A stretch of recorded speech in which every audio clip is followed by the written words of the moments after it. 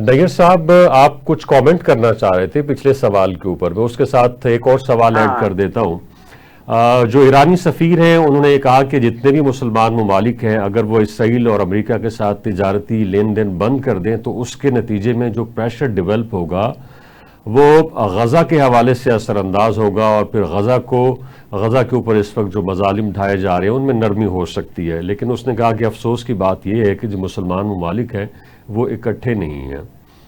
क्या कहेंगे?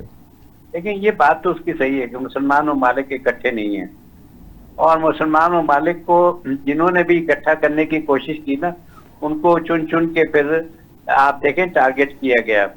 चाहे वो अलजायर के बिन बिल्ला साहब हों, पाकिस्तान के भुट्टो साहब हों, सऊदी अरब के शाह फैसल हों, तो ये चीजें तो हमारे सामने हैं और इसमें कोई वो नहीं। लेकिन इस वक्त जो इशू है वो ये है, ईरान के ऊपर मैं खास तौर पर बात करूंगा कि भाई तुमने किस तरह से पाकिस्तान के साथ डील किया।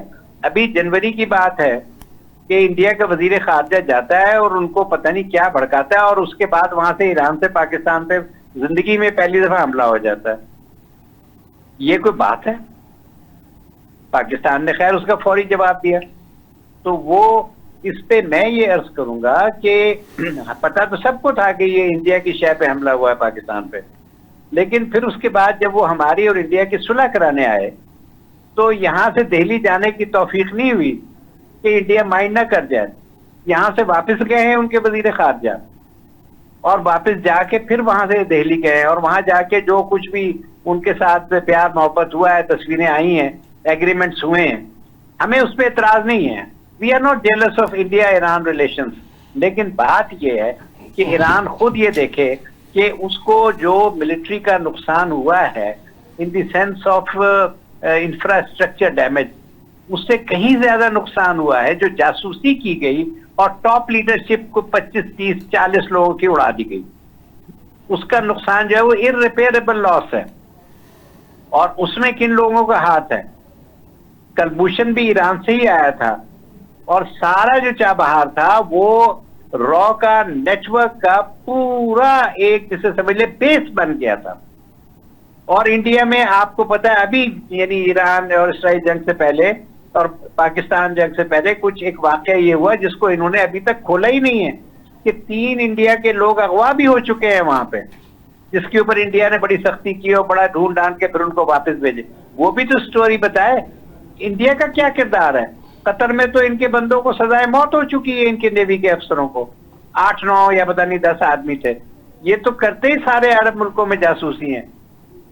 ये हर मुल्क को जब पता चलता है तो फिर उसको जाग आती है। ईरान को अभी भी जाग नहीं आई है। अभी जय हिंद का नारा लगाया है इनके सफीर ने।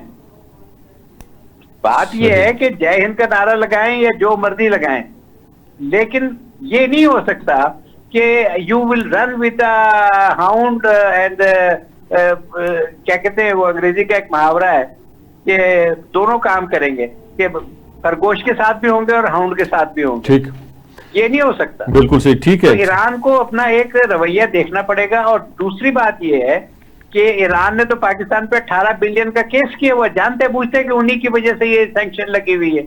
तो इन चीजों को ईरान खुद भी देखे। हम तो तैयार हैं हर तरह से। तो खुद उन्होंने एडमिट किया है कि जी पाकिस्तान ने जो मदद की है इंडिया ने मदद नहीं की, या किसी और भी इस्लामी मुल्क ने इतनी जरूरत नहीं की। जो सिक्योरिटी काउंसिल में पाकिस्तान ने वहां पर चीन और रशिया के साथ बैठ के करारदाद पास कराई है। ठीक।